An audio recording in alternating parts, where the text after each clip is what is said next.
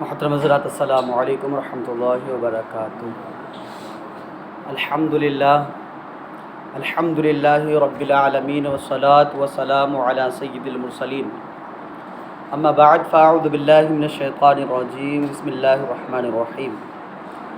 ومما رزقناہم ينفقون، صدق اللہ مولانا العظیم وصدق رسولہ النبی الامین المتین المبین الکریم، وَنَحْنُ عَلَى ذَلِكَ لَمِنَ الشَّاهِدِينَ وَالشَّاكِرِينَ وَالْحَمْدُ لِلَّهِ رَبِّ الْعَالَمِينَ۔ آئیے کچھ عرض و معروف سے پہلے ہم اور آپ مل کر کے نبی آخر الزماں، ہم غریبوں کے غمگسار دونوں عالم کے مالک و مختار، حبیبی کردگار جناب احمد مجتبیٰ محمد مصطفیٰ صلی اللہ تعالی علیہ وسلم کی بارگاہ مقدسہ میں مل کر کے درود پاک پڑھتے پڑھیے، الصلاۃ والسلام علیک یا رسول اللہ وعلی آلک واصحابک یا حبیب اللہ، الصلاۃ والسلام علیک یا نبی اللہ وعلی آلک واصحابک یا نور اللہ صلی اللہ تعالی علیہ وسلم۔ فرمان مصطفیٰ صلی اللہ تعالی علیہ وسلم ہے، جو شخص جمعہ کے روز مجھ پر 80 مرتبہ درود پاک پڑھتا ہے، اللہ تعالیٰ اس کے 80 سال کے گناہوں کو معاف فرما دیتا ہے۔ صلو علی الحبیب صلی اللہ تعالی علی محمد صلی اللہ تعالی علیہ وسلم۔ محترم حضرات، جیسا کہ آپ تمامی حضرات کو معلوم ہے کہ رمضان المبارک کا مہینہ چل رہا ہے، جس میں خوب رحمتیں برکتیں نازل ہوتی ہیں، اور جیسا کہ ہم تمامی حضرات کو بخوبی معلوم بھی ہے کہ ایک نیکی پر کتنا ثواب بڑھا دیا جاتا ہے۔ نیکیاں ہی نیکیاں کریں تاکہ ثواب ہی ثواب آتا ہے۔ اللہ رب العزت بڑا رحیم ہے، کریم ہے، اپنے بندوں کو اپنے بندوں پر رحم کرنے والا ہے، اپنے بندوں کے گناہوں کو بخشنے والا ہے۔ بس بندہ نیکی کرے تو صحیح۔ اللہ رب العزت نے اس ماہ مبارک مہینہ عطا فرمایا ہم تمامی حضرات کو، تاکہ ہم اس مہینے میں عبادت کریں، اللہ رب العزت کو راضی کریں اور اپنے گناہوں سے معافی چاہیں، اور اللہ رب العزت اس مہینے کی برکت سے ہم تمامی حضرات کے گناہوں کو معاف فرما دیں۔ ہم کوشش کریں عبادت زیادہ کریں۔ اور آئیے آج میں گفتگو کرنے والا ہوں کہ رمضان المبارک کے مہینے میں جو زکوٰۃ نکالی جاتی ہے، اس کے متعلق کچھ حدیث پاک بھی سن لیں، قرآن پاک کی آیت کریمہ بھی سن لیں، اور وہ لوگ جو زکوٰۃ نہیں ادا کرتے ان کے متعلق بھی سن لیں۔ اللہ رب العزت فرماتا ہے وَمِمَّا رَزَقْنَاهُمْ يُنْفِقُونَ، اور متقی وہ ہیں کہ ہم نے جو انہیں دیا ہے اس میں سے ہماری راہ میں خرچ کرتے ہیں۔ متقی وہی ہیں جو ہم نے دیا ہے ان کو اور وہ اس میں سے ہماری راہ میں خرچ کرتے ہیں۔ اور اللہ رب العزت فرماتا ہے خُذْ مِنْ أَمْوَالِهِمْ صَدَقَةً تُطَهِّرُهُمْ وَتُزَكِّيهِمْ بِهَا، ان کے مالوں میں سے صدقہ لو، اس کی وجہ سے انہیں پاک اور ستھرا بنا دو۔ اللہ رب العزت فرماتا ہے ان کی مالوں میں سے صدقہ لو جس کی وجہ سے ان کو پاک اور ستھرا بنا دو، مالوں کو پاک اور ستھرا بنا دو۔ اور اللہ تعالیٰ قرآن پاک میں فرماتا ہے وَالَّذِينَ هُمْ لِلزَّكَاةِ فَاعِلُونَ، اور فلاح پاتے ہیں جو زکوٰۃ ادا کرتے ہیں، یعنی کامیابی پاتے ہیں، فلاح پاتے ہیں جو زکوٰۃ ادا کرتے ہیں پوری طریقے سے۔ یار ہمیں چاہیے کہ ہم اگر زکوٰۃ کہ ہمارے پاس اتنا دولت ہے کہ ہم زکوٰۃ ہمارے اوپر فرض ہے، جتنی زکوٰۃ بنے ہمیں اتنی پوری زکوٰۃ دینی چاہیے۔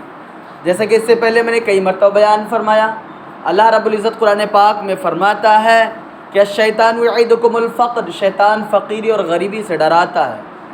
یاد رکھیں، ہم جب زکوٰۃ دینے کے لیے ہاتھ بڑھاتے ہیں نا، نکالنے کی کوشش کرتے ہیں نا، تو دل میں وسوسے عجیب و غریب پڑنے لگتے ہیں۔ کہیں ایسا نہ ہو کہ یار ہمارے پاس اتنی رقم ہے، اس کی زکوٰۃ اتنی زکوٰۃ بن رہی کہ اس سے اگر ہم چاہیں گے تو کوئی ایک چیز تعمیر کرا لیں گے یا کوئی چیز خرید لیں گے۔ یہ خیال پیدا ہو جاتا ہے۔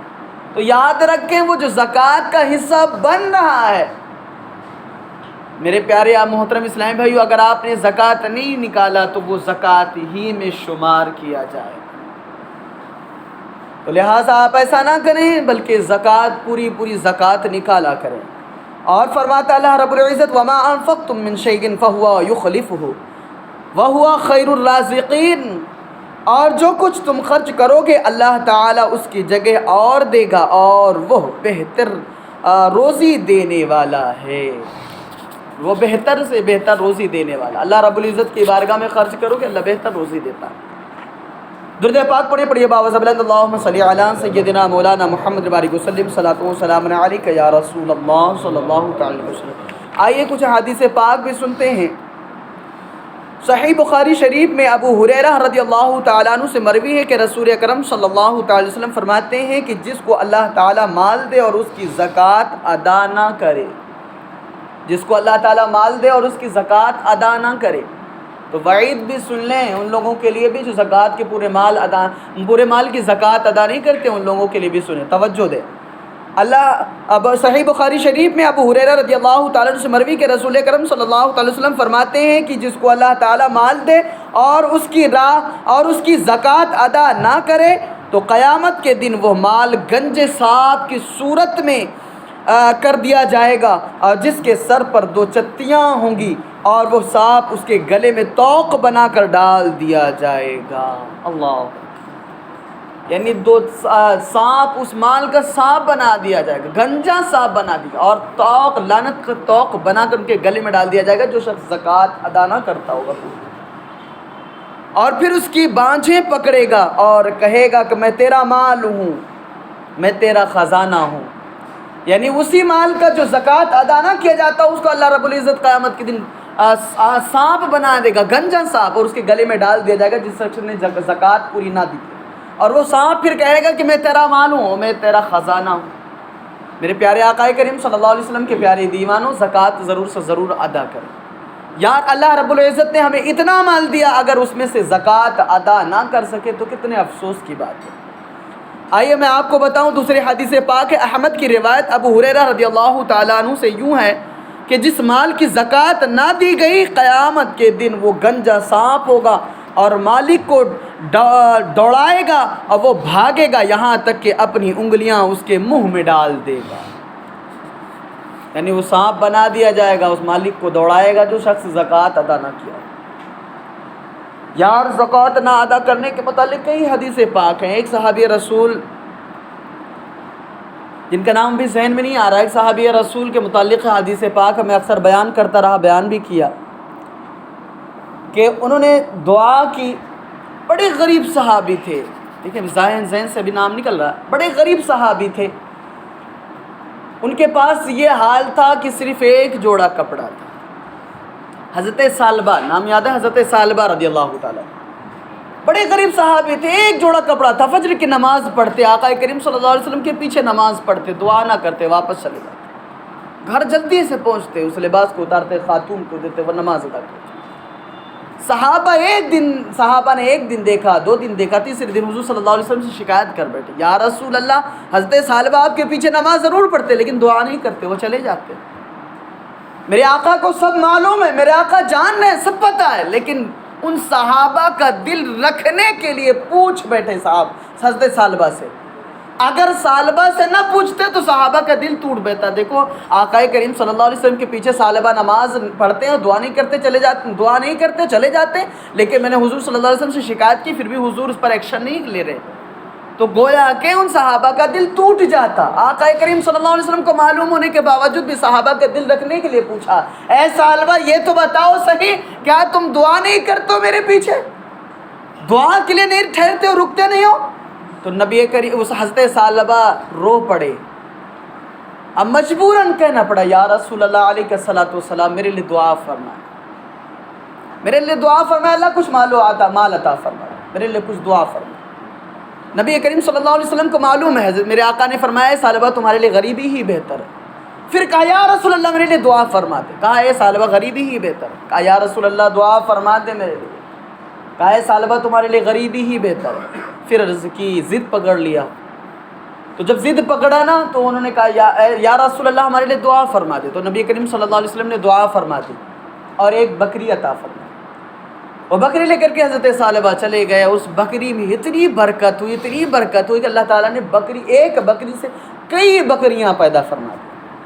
اب جب بکریوں کی تعداد زیادہ بڑھنے لگی تو حضرت ثعلبہ رضی اللہ تعالی عنہ ان بکریوں کو چرانے کے لیے جنگل میں تشریف لے جاتے.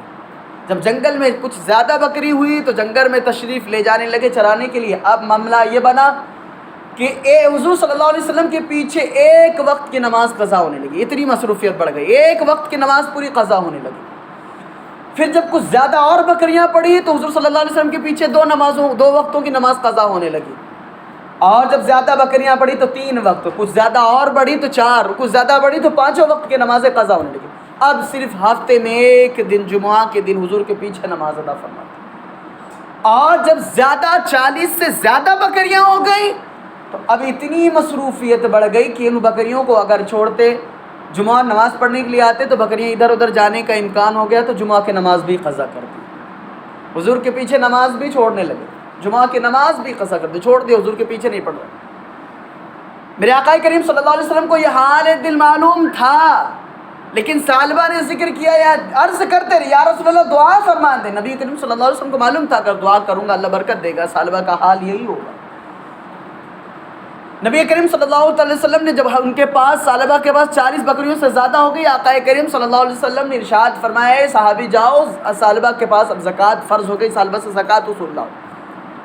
صحابی پہنچے ثعلبہ کے پاس, کہا حضرت ثعلبہ نبی کریم صلی اللہ علیہ وسلم نے نبی کریم صلی اللہ علیہ وسلم نے زکوٰۃ وصول کرنے کے لیے بھیجا, آپ پر زکوٰۃ فرض ہو چکی.